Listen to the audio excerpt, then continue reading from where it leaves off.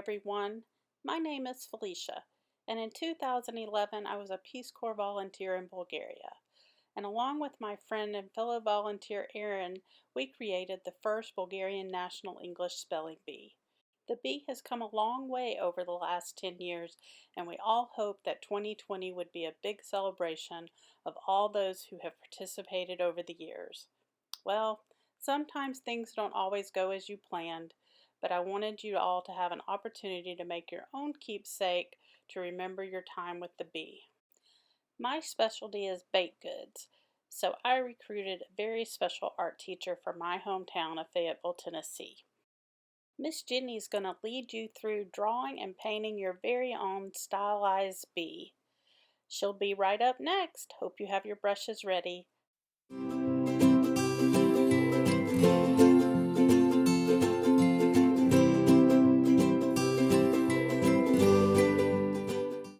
Hey everyone, my name is Mrs. Jennie and I'm an art teacher from Fayetteville, Tennessee. I'm friends with Mrs. Felicia and I was so excited when she approached me to help with this special art assignment for the spelling bee contestants. Unfortunately, Corona has messed up quite a few plans for everyone, so those of us that are in charge of different organizations or groups are having to think a little more creatively on how to do some fun assignments. So I was thrilled to be asked to help her do this. She is a wonderful asset to our community, and she has bragged and bragged on all of you, so I know that you're pretty special because she says so, and she is a woman of her word.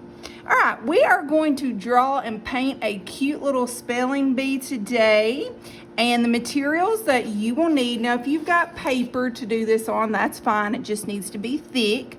I'm using a piece of canvas, and this just comes from a Walmart or a Michael's store.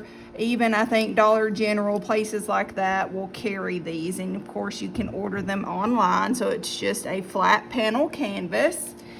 And you want to have a rag and at least 2 paintbrushes. I like to use a flat paintbrush and a pointy one. I also like to use a marker when I work, but you may want to use a pencil in case you make a mistake. And I also have a plate of acrylic paint. So we have 2 different colors of yellow. One's a little darker, one's a little lighter.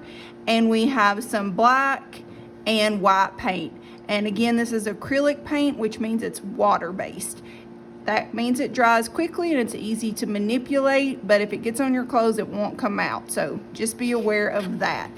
Okay, as artists, what we want to do on paper is fill it. So I want to encourage you to work very large. So try and work close to the borders of your canvas. So our little spelling bee, what we're going to do first is draw an oval. Now notice when I sketch my oval, I will pick my pencil up and you see lots of little, or my drawing utensil rather, you see lots of little broken lines. That's because I'm working my way around the shape. And then when I go back, I will outline the part of my shape that I'm happiest with. So we're going to draw what looks like an oval to start out there. And now what we're going to do is draw what looks like a little triangle at the bottom. So again, you can see how I work to fill my paper.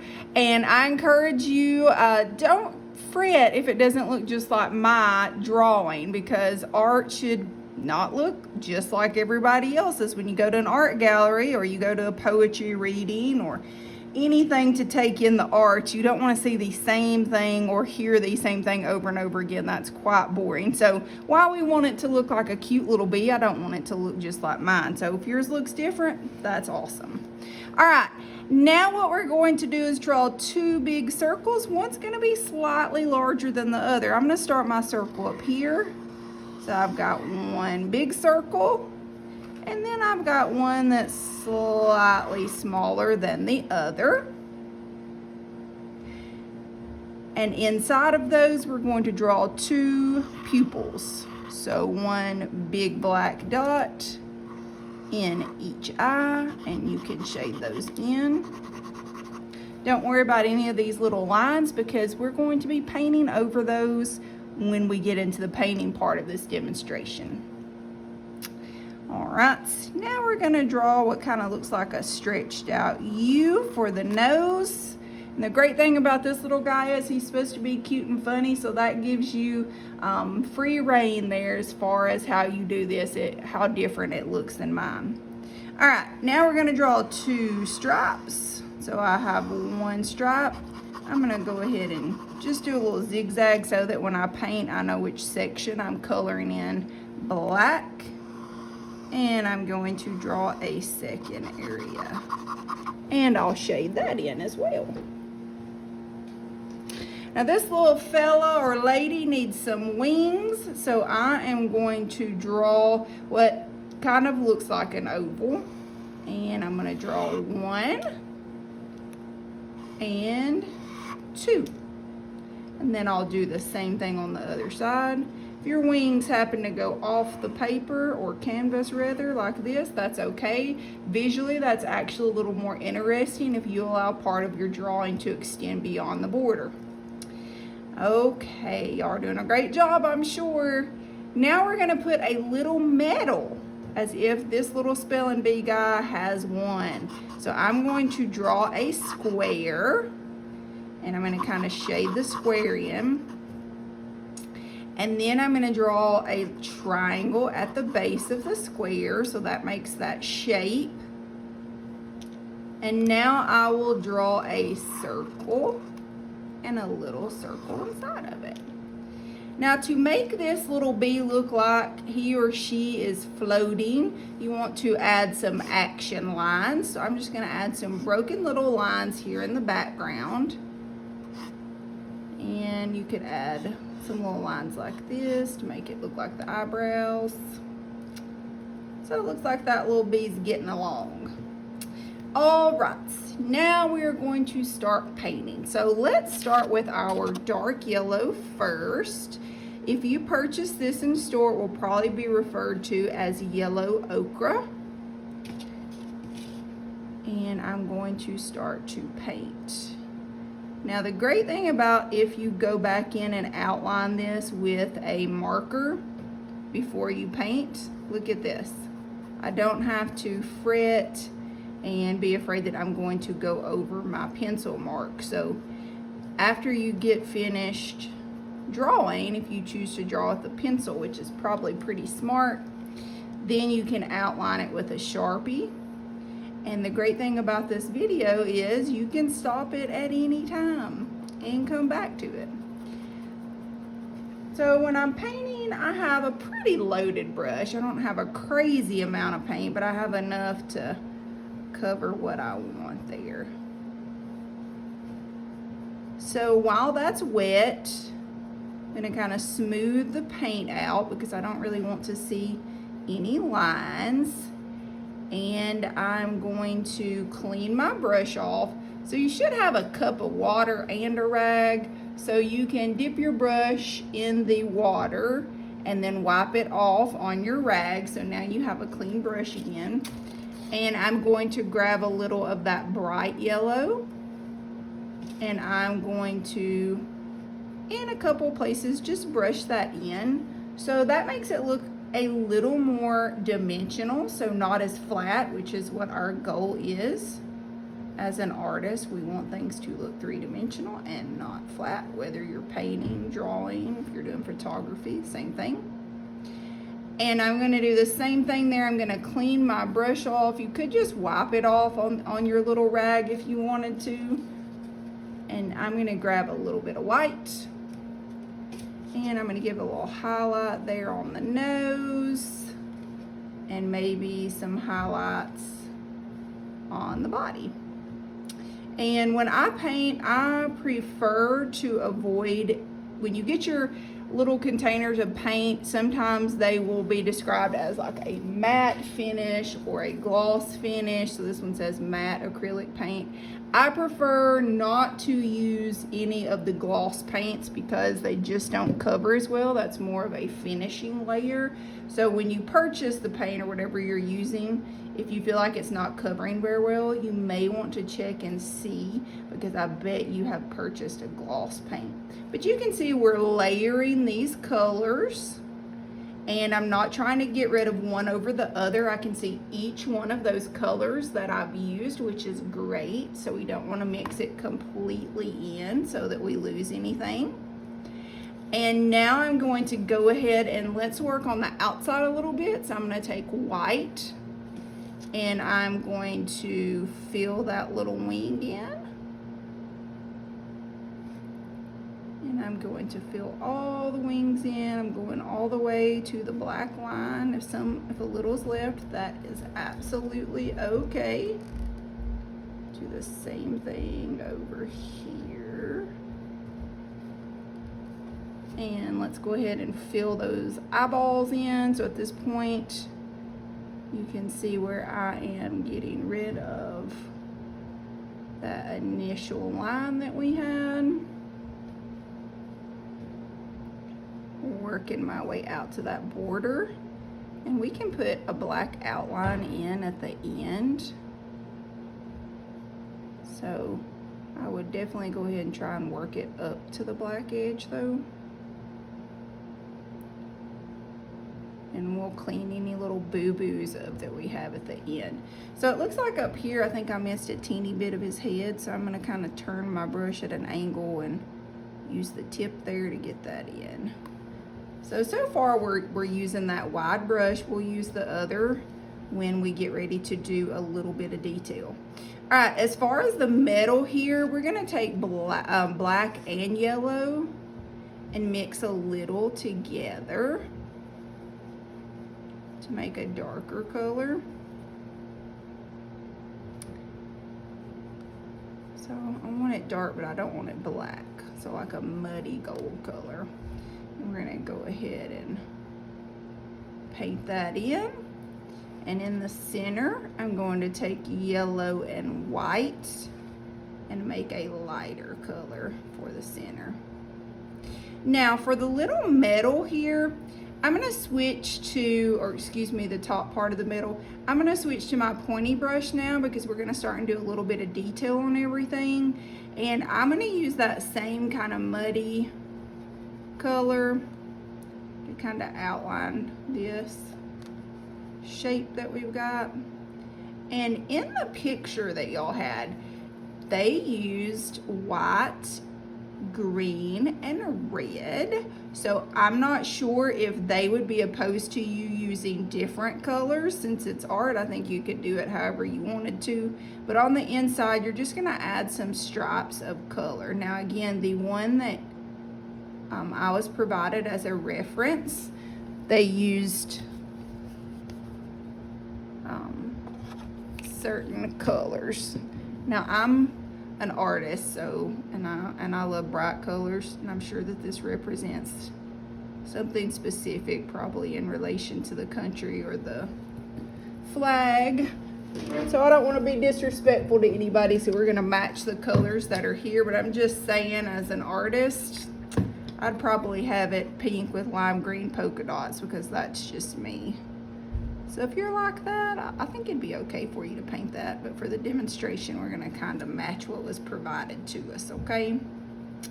All right, I'm gonna take a little white and kind of add a few highlights. So all I'm doing is taking white and I'm doing kind of like little broken lines. So I never like to outline anything completely. And now I'm gonna take a little white and we're gonna make a very light gray color.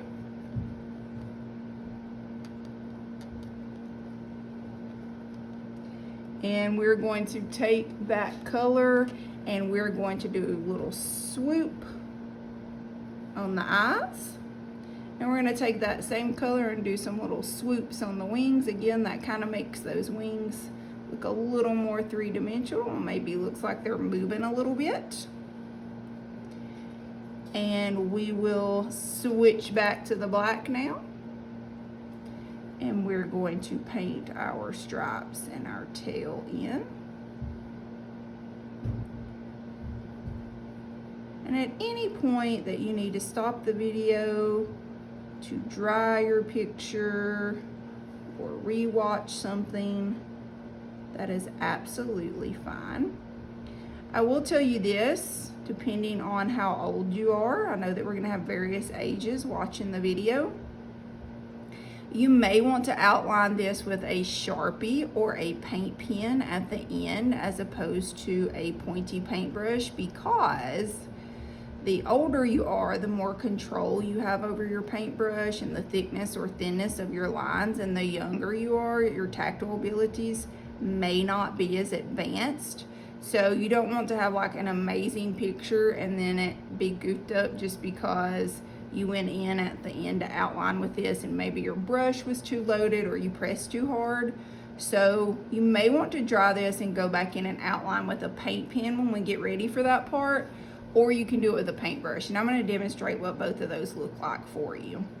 So I'm going to clean my brush off and go back in with that pointy brush, grab me some white, and I'm going to do some little swoops. I like that wet on wet technique, and I'm going to add a little down here at the bottom. And we also need to do these little eyeballs up here, right? Pupils. I don't want my brush to be too loaded. You can see how I pulled some of that off. And I'm going to outline those. And again, I'm going to wipe that off. And I'm going to put, I like the idea of little highlights. I'm going to do 2 little swoopy swoops. Now again, in the backgrounds, I personally like color, so you can leave yours white, but if you want to do other colors in the background, I say go for it. I'm a color girl, so I'm just going to grab some of these and I'm just going to make it look like a party back here. So just put some confetti. Do you have to do this? No. But those of you that like a little color in your life, you may want to. And again, you can do whatever colors you want. Do a better job cleaning your brush off than what I just did though, because my yellow's got a little green because I didn't wipe it off. And again, I have tons of colors, but I'm just trying to use a limited palette today because I'm not sure what all you have available to you. And some of you may not have paint, but you have crayons, I'm sure, or color pencils. So you can outline this in black and then color it and mix your colors the same way that we did. So when you're happy with it and you think you're finished, you can dry it really well and then you're gonna outline. So again, you can use paint, but if you mess it up, it is going to be a little hard to fix. So that's why I always tell people, if you're just learning to paint, you may want to use a paint pen or a Sharpie. But I've got my paintbrush here. It's the pointed one, and you can kind of roll it to give you a pointed edge. And you're going to go in and just kind of outline and lift around everything. So I'm not trying to outline in a perfect line. That's difficult to do. So when I outline, I go in and you'll see I'm outlining and then I'm lifting my paintbrush. So that gives definition, which is what you want to give it that finished look. But you really don't have to sit here and outline every single little part. As long as you're outlining a pretty good amount of it and you're lifting your paintbrush as you go, that will work just fine. And I'm going to do the same thing around the wings. Trying to be lighthearted with it. You don't want to overthink it. We're doing a cute little spelling bee fella, so he does not have to be perfect. And I would do these action lines. So if you don't have, well, not necessarily skills, but if you don't feel comfortable doing that with the paintbrush, you can use a paint pen or a thick Sharpie. I even use Expo markers sometimes because I really like working with those. So you can go in and you can outline like so. But you do want to make sure that your picture is dry, because if this drags through paint, it's going to ruin it. So make sure that your picture is dry. And when you're finished, you also want to sign your name in the right hand corner so that everybody knows that you are the artist. So I hope y'all enjoyed doing this cute little spelling bee. Congratulations on your hard work, and I hope that you have a blessed and a wonderful day. And maybe I'll get to do something else cool for you again. Y'all have a great one, and I hope to see you again soon on YouTube. Bye.